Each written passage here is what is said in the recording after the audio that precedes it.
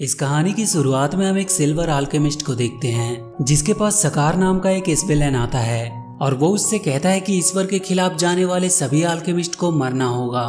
ये सुनकर silver alchemist गुस्से से सकार पर हमला कर देता है, लेकिन सकार उसके हर हमले से बच जाता है। तो इस पे सिल्वर अल्केमिस्ट उसे एक चक्र के रूप में मारने जाता है, पर सकार एक बार फिर से बच जाता है। और जैसे ही सकार आगे बढ़ता है तो वो देखता है कि उसका एक पैर जख्मी है, लेकिन अगले ही पल सिल्वर अल्केमिस्ट का भी एक पैर पूरी तरह से डैमेज हो जाता है और वो पानी में गिर जाता है।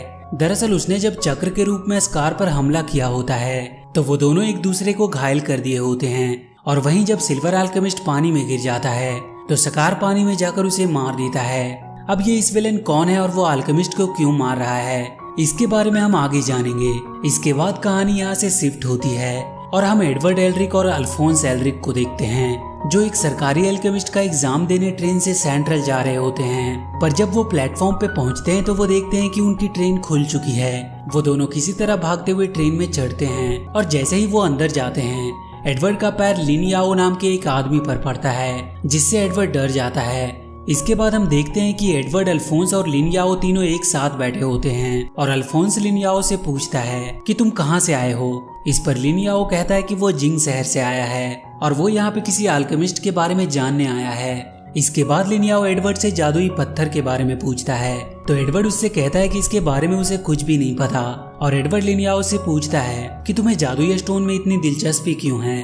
इस पर लिन याओ कहता है कि उसे अमर होने का राज जानना है। ये बात सुनकर एडवर्ड अल्फोंसो के साथ वहाँ से जाने लगता है, लेकिन लिन याओ उनका रास्ता रोक लेता है। तभी वहाँ पर कुछ लुटेरे आ जाते हैं जो लिन याओ के ऊपर गन तान देते हैं, पर तभी वहाँ पे लिन याओ के आदमी मास्क लगाकर आ जाते हैं और उन लुटेरों को बहुत बुरी तरह से मारते हैं। और इसी मौके का फायदा उठाकर एडवर्ड वहाँ से निकलना चाहता था, लेकिन लिन याओ के आदमी एक बार फिर से उन्हें पकड़ लेते हैं और एडवर्ड के जादुई पत्थर के बारे में ना बताने पर उनके बीच फाइट होने लगती है। इसी फाइट के बीच में जब एडवर्ड लिन याओ के एक आदमी को पकड़ लेता है तो वो बॉम्ब के विस्फोट से उस ट्रेन के बॉक्स को ही उड़ा देता है, लेकिन किसी तरह एडवर्ड सुरक्षित होता है। और जब एडवर्ड गुस्से में आकर एक बार फिर से उसे मारने जाता है और उसका मास्क हटाता है तो वो देखता है कि वो कोई आदमी नहीं बल्कि एक औरत होती है। लेकिन इस फाइट के दौरान एक बार फिर वो लेडी बॉम्ब विस्फोट कर देती है। इसकी वजह से एडवर्ड उस ट्रेन से गिरने वाला होता है, लेकिन इनवी नाम की एक अल्केमिस्ट एडवर्ड को बचा लेता है। तभी वहाँ लिन याओ और उसके साथी आ जाते हैं जो इनवी पर हमला करके उसे घायल कर देते हैं, लेकिन अगले ही पल इनवी ठीक हो जाता है। और यहाँ पर हमें पता चलता है कि अल्केमिस्ट एक बनावटी इंसान होते हैं जो बार बार मरकर भी जिंदा हो जाते हैं। ये बात सुनकर लिन याओ खुश हो जाता है क्योंकि उसे अमर इंसान की ही तलाश होती है। और जैसे ही उसे ये पता चलता है कि इनवी अमर है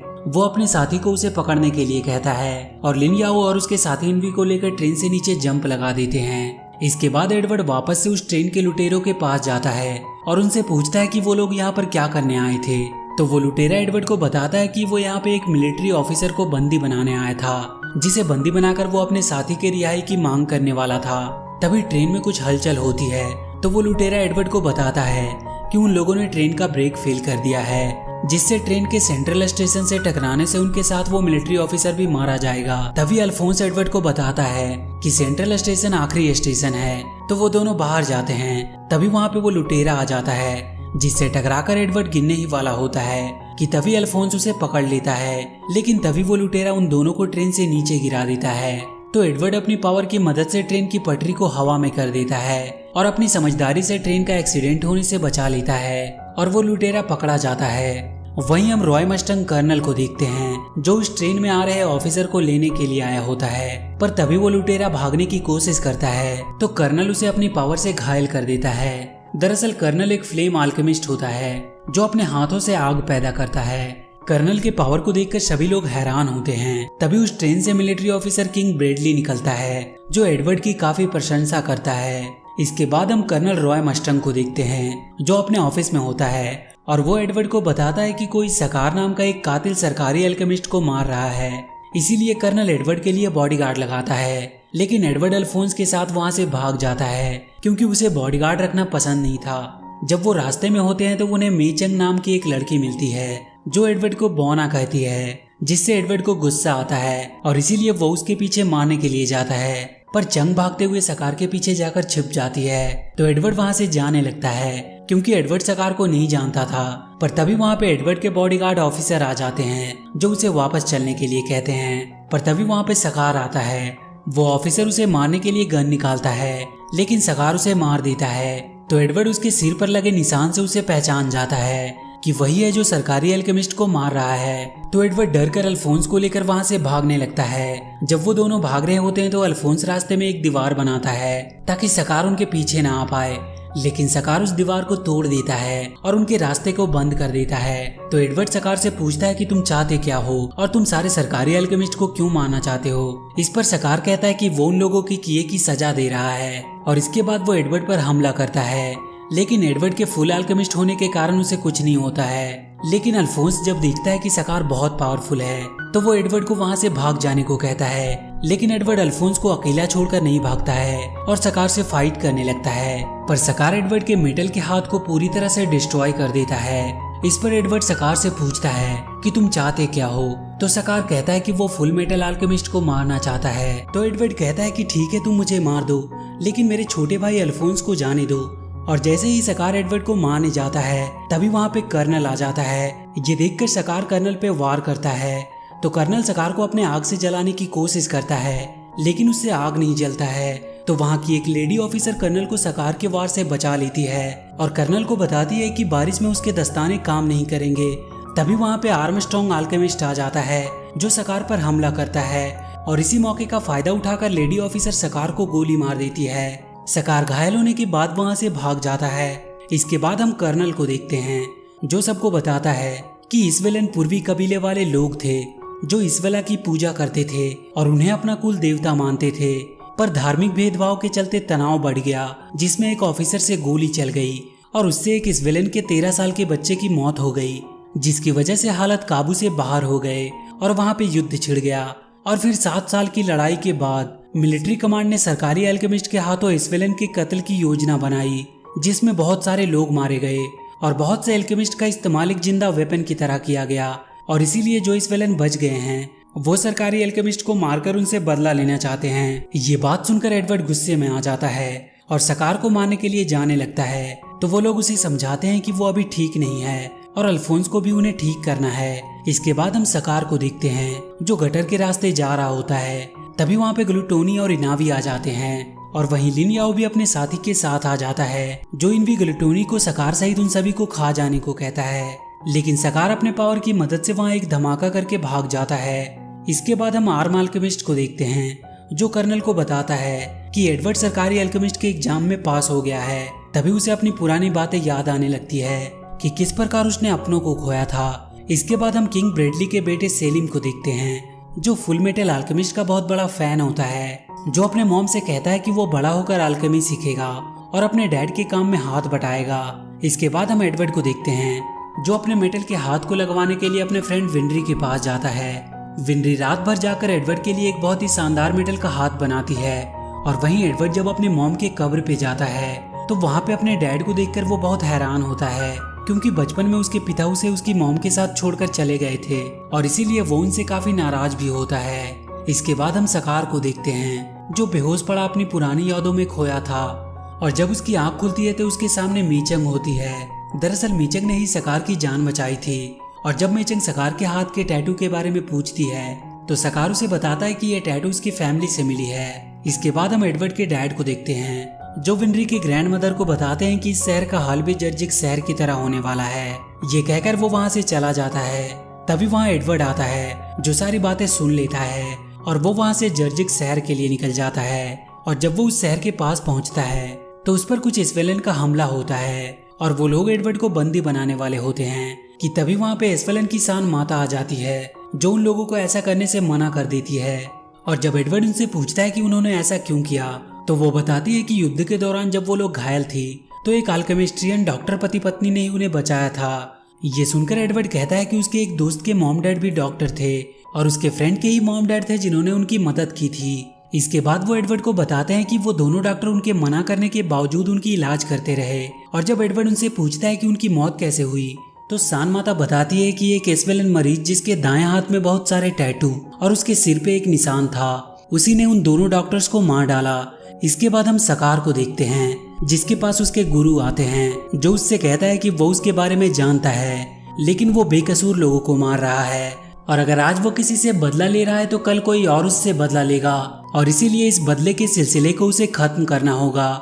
इसके बाद हम सेलिम को देखते हैं, जो फुल मेटल अल्केमिस्ट एडवर्ड से मिलकर बहुत खुश होता है और इसके बाद एडवर्ड अल्फोंस के पास जाता है और उसे बताता है कि विनरी के मॉम और डैड को सकार नहीं मारा है। उसके बाद वो अपने मेटल के पावर से अल्फोंस को ठीक कर देता है और इसके बाद वो लोग बनावटी इंसान के बारे में पता लगाने की ठानते हैं। तभी वहाँ लिन याओ आ जाता है, जो उनके बातों को सुन लेता है तो वो उनका साथ देने के लिए तैयार हो जाता है और इसके बाद वो लोग एक प्लान बनाते हैं कि वो लोग शहर में टूटे हुए चीजों को जोड़ेंगे, जिससे सकार को जब उनके बारे में पता चलेगा तो उन्हें मारने के लिए वो बाहर जरूर निकलेगा। तभी वो लोग उसे पकड़ लेंगे और वहीं लिन याओ उन्हें बताता है कि वो एक राजकुमार है और वो अमर होने का राज इसीलिए जानना चाहता है क्योंकि वर्तमान के राजा काफी बीमार हैं और वो उन्हें अमर होने का राज बताकर सत्ता हासिल करना चाहता है। इसके बाद एडवर्ड और अल्फोंस अपने प्लान की बात कर ही रहे होते हैं कि तभी वहाँ सकार आ जाता है और उनके बीच फाइट होने लगती है और वहीं विनरी भी उन दोनों को खोजते हुए उस शहर में आ जाती है और उसे वहाँ के लोगों की बातों से पता चलता है कि एडवर्ड किसी से फाइट कर रहा है, तो वो भागती हुई उनके पास जाने लगती है और वहीं एडवर्ड और सकार के बीच फाइट के दौरान एडवर्ड सकार से पूछता है कि तुम बेकसूर लोगों को क्यों मार रहे हो और तुमने डॉक्टर को क्यों मार डाला जिसने तुम्हारी जान बचाई। तभी वो देखता है कि वहाँ विनरी आ गई है, जो एडवर्ड की सारी बातें सुन चुकी थी और अपने मॉम डैड की मौत की बात सुनकर काफी दुखी होती है। तभी विनरी को वहाँ पे एक गन दिखाई देती है और जब विनरी उस गन को लेकर सकार को मारने जाती है तो एडवर्ड उसे ऐसा करने से मना करता है। तभी मौके का फायदा पाकर सकार वहाँ से भाग जाता है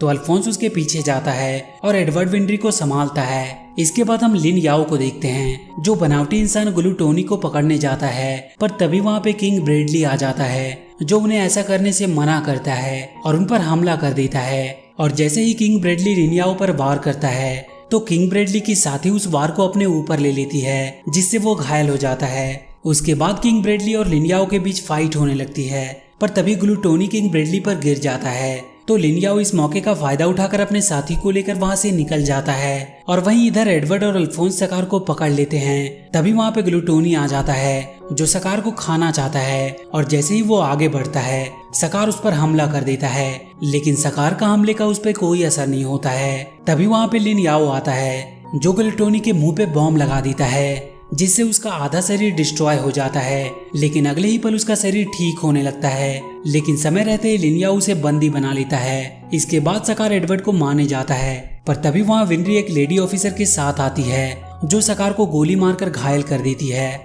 उसके बाद वो दोनों लिन याओ और ग्लूटोनी को लेकर वहाँ से चले जाते हैं, पर तभी वहाँ पे मेचंग आती है, जो सकार को घायल देखकर घबरा जाती है। वो एडवर्ड और अल्फोंस का ध्यान भटकाकर सकार को वहाँ से ले जाती है और इधर लिन याओ अपने साथी के घायल होने से काफी नाराज था।